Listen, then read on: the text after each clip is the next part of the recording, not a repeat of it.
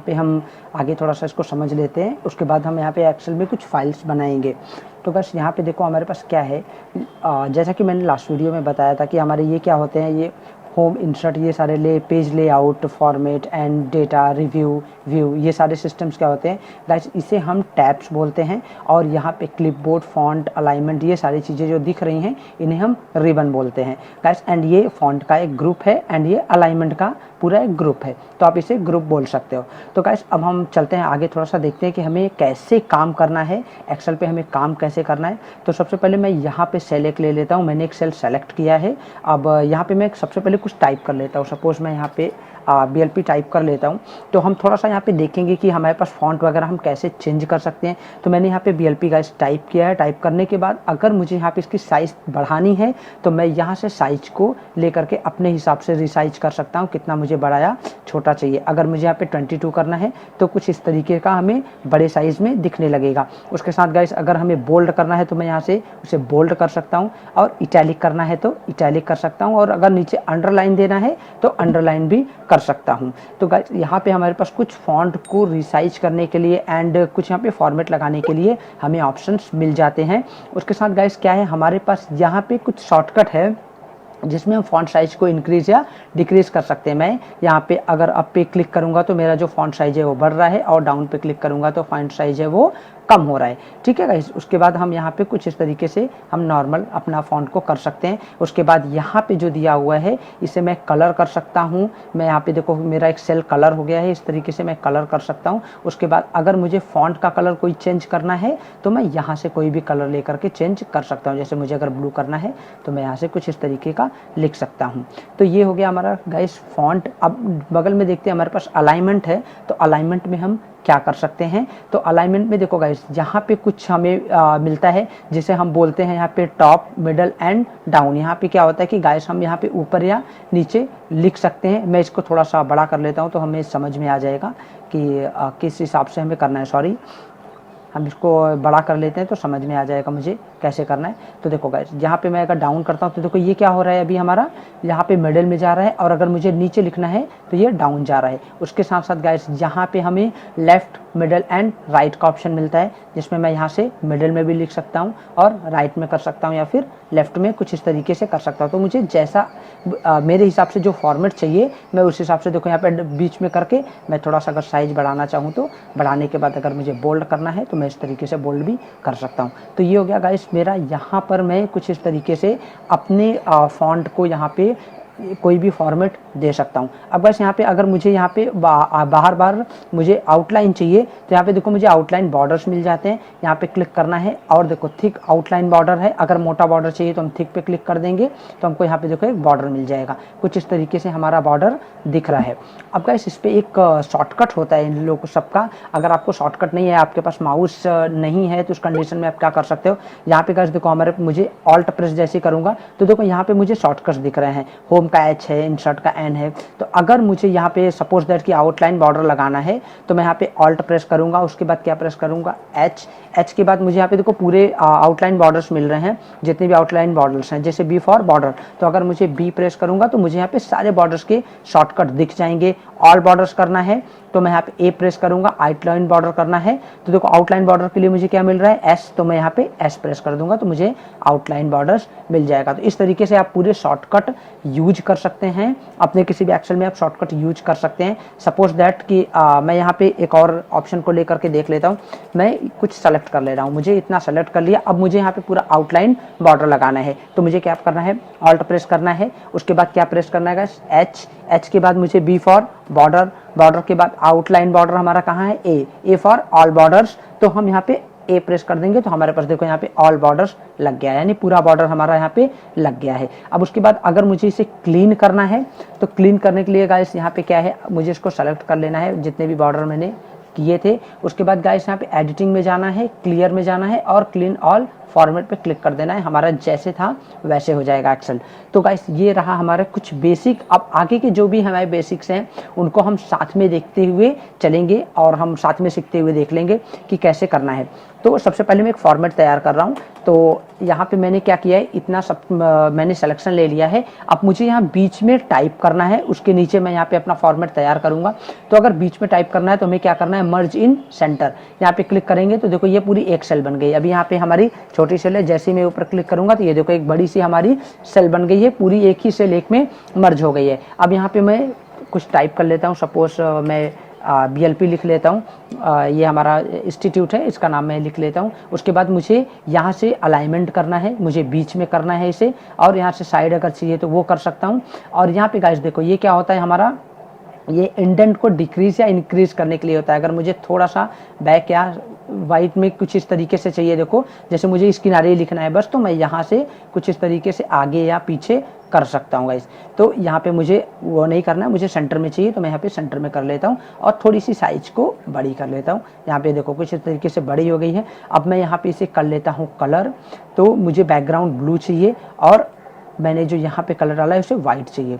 तो यहाँ पे देखो कुछ इस तरीके से मैंने अपना एक फॉर्मेट तैयार किया है। अब सपोज दैट यही सेम फॉर्मेट मुझे यहाँ पर भी चाहिए तो क्या करना पड़ेगा गाइस, तो यहाँ पे हम देख लेते हैं। इसे सबसे पहले मुझे सेल यहाँ पे करनी है और फॉर्मेट पेंटर पे क्लिक कर देना है। फॉर्मेट पेंटर पे क्लिक करेंगे, देखो यहाँ पे ये गाइस सेलेक्ट हो गया है। अब हम जहाँ पर भी इसे क्लिक करेंगे वहाँ पे हमारा जो फॉर्मेट है वो अप्लाई हो जाएगा। देखो इस तरीके से यहाँ पे मेरे फॉर्मेट अप्लाई हो गया है। और अगर हमारा ये फॉर्मेट हमें हटाना है गाइस तो हम फॉर्मेट पेंटर से हटा भी सकते हैं। तो सबसे पहले हमें क्या करना है, यहाँ पे मुझे यहाँ पे अपने ब्लैंक सेल को क्लिक करके रखना है। उसके बाद गाइस यहाँ पे फॉर्मेट पेंटर पर क्लिक करके यहाँ पे क्लिक कर लेना है। तो देखो गाइस हमारा जो भी फॉर्मेट लगा था वो यहाँ पर फॉर्मेट पेंटर के जरिए हट गया है।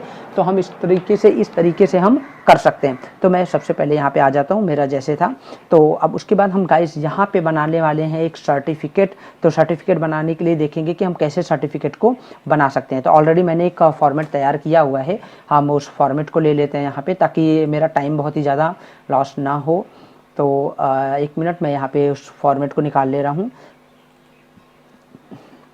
ये देखो गाइस यहाँ पे मैंने कुछ फॉर्मेट लिया हुआ था, तो मैं इसे पहले क्लियर कर लेता हूँ, क्योंकि हमने यहाँ पे मेरे जो क्लासेस चलते हैं उस हिसाब से यहाँ पे फॉर्मेट बने हुए हैं। तो मैं इसे यहाँ पे कुछ क्लियर कर लेता हूँ, जितना मुझे फॉर्मेट नहीं चाहिए उन सबको मैं यहाँ से कर लेता हूँ क्लियर, जितने भी मेरे एक्स्ट्रा फॉर्मेट्स बन करके रखे हुए हैं। तो यहाँ से आप कुछ इस तरीके से फॉर्मेट्स को क्लियर कर सकते हैं। और उसके बाद मैंने यहाँ पे कुछ नाम डाला हुआ था, तो मैंने क्या बनाया यहाँ पे गाइस से समझ लेते हैं। उसके बाद देखेंगे हम रिजल्ट कैसे बना सकते हैं। तो यहाँ पे मैंने सीरियल नंबर दिया है, नेम और 3 सब्जेक्ट लिया है, हिंदी, इंग्लिश, मैथ। उसके बाद मैंने यहाँ पे टोटल दिया है, यानी यहाँ पे जो मेरे सब्जेक्ट हैं वो 100 नंबर्स के हैं एंड उसका टोटल हो गया 300 एंड ऑप्टेन मार्क यानी कितना नंबर मुझे मिला है। तो यहाँ पर जो सब्जेक्ट में नंबर थे उनको मैंने यहाँ पे सम करके लिखा हुआ है, यानी जोड़ करके यहाँ पे लिखा हुआ है। उसके बाद मैंने यहाँ पे maximum, minimum, count, average and percentage को निकाला हुआ है। तो इतना रिजल्ट में रहता नहीं है, बट हम समझने के लिए यहाँ पे लिख रहे हैं कि मैक्सिमम नंबर क्या काम करता है, हमारा minimum number, count and average, ये सारी चीज़ें काम क्या करती हैं। तो सबसे पहले मैं इसको सारा क्लियर कर लूँगा। क्लियर करने के बाद हम एक फॉर्मेट अप्लाई करके देखेंगे। तो कुछ इस तरीके से मैं इसे क्लियर कर लेता हूँ। यहाँ पे क्लियर ऑल फॉर्मेट, हमारे जितने भी फॉर्मेट थे वो क्लियर हो गए हैं। अब यहाँ पे जो हमारा एक्स्ट्रा बढ़ा हुआ है इसको भी मैं कर लेता हूँ यहाँ से डिलीट। अब देखो गाइस अभी क्या करना है मुझे, सपोज दैट कि मैं यहाँ पे नाम लिख ले रहा हूँ, अब उसके आगे मैं पूरा इसे डिलीट कर दे रहा हूँ। तो डिलीट करने का मतलब ये रहेगा कि हम कम से कम समझ पाएंगे कि हमें बनाना कैसे है। तो मैंने यहाँ पे पूरा फॉर्मेट जो है वो क्लियर कर लिया है। अब ऊपर मैंने यहाँ पे सब्जेक्ट लिख लिया है, सब्जेक्ट के बाद मेरे ऑप्टेन मार्क एक्सेट्रा ये सारी चीज़ें मैंने यहाँ पे टाइप कर लिया है। टाइप करने के बाद गाइस अब हम देखते हैं कि हमें काम कैसे करना है। तो मैं इसे सेलेक्ट कर लेता हूँ सबसे पहले, यहाँ पे मैं इसे सेलेक्ट कर लिया हूँ। अब सेलेक्ट करने के बाद मुझे यहाँ पे क्या लगाना है, ऑल बॉर्डर लगाना है। तो ऑल बॉर्डर के लिए अगर शॉर्टकट है तो मैं यहाँ पे शॉर्टकट यूज कर ले रहा हूँ। अब शॉर्टकट के लिए देखो मैंने यहाँ पे ऑल्ट प्रेस किया, उसके बाद एच प्रेस किया, फिर बी फॉर बॉर्डर और ए फॉर ऑल बॉर्डर। मैंने जैसे ए टाइप किया यहाँ पे मेरे ऑल बॉर्डर्स लग गए। अब यहाँ पे अगर मुझे अलाइनमेंट करना है तो भी मैं शॉर्टकट से यूज कर सकता हूँ। और वहाँ से मैं भी अलाइनमेंट कर सकता हूँ। तो देखो मैंने यहाँ पे अलाइनमेंट कर लिया है कुछ। अब गाइस यहाँ पे हम देख लेते हैं कि जो हमारे नाम्स हैं उनको हमें अलग कलर करना है थोड़ा सा, ताकि हमारी जो यहाँ पे मैंने सर्टिफिकेट बना रहा है, सॉरी जो मैं सर्टिफिकेट बना रहा हूँ वो मुझे अच्छा दिखे। तो यहाँ पे मैं क्या कर लेता हूँ, इसका जो बैकग्राउंड है इसे हम कुछ और कलर कर लेते हैं। तो मैं इसे सेलेक्ट करने के बाद ब्लू कर ले रहा हूँ कुछ इस तरीके से। अगर हम चाहें तो इसे अलग कलर भी दे सकते हैं, और इसे मैं वाइट कर ले रहा हूँ। तो इस तरीके का देखो हमारा नाम हो गया है। नाम के बाद अब मुझे यहाँ पे सब्जेक्ट जो हैं हमारे उनके यहाँ पे मार्क्स देने हैं। तो मार्क्स देने के लिए गाइस मैं क्या कर रहा हूँ, यहाँ पे देखो इसे सेलेक्ट कर रहा हूँ, जितने भी मेरे सब्जेक्ट हैं सेलेक्ट करने के बाद अब मैं यहाँ पे मैनुअली फटाफट मार्क्स दे सकता हूँ।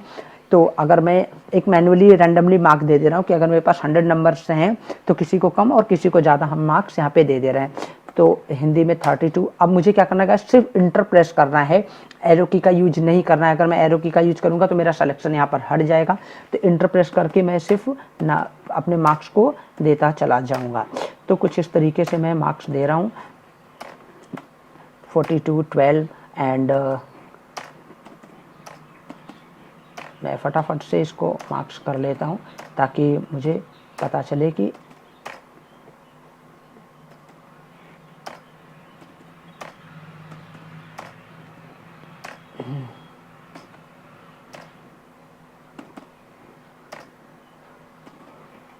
तो गाइस मैंने कुछ इस तरीके से देखो मार्क्स दे दिया है पूरा।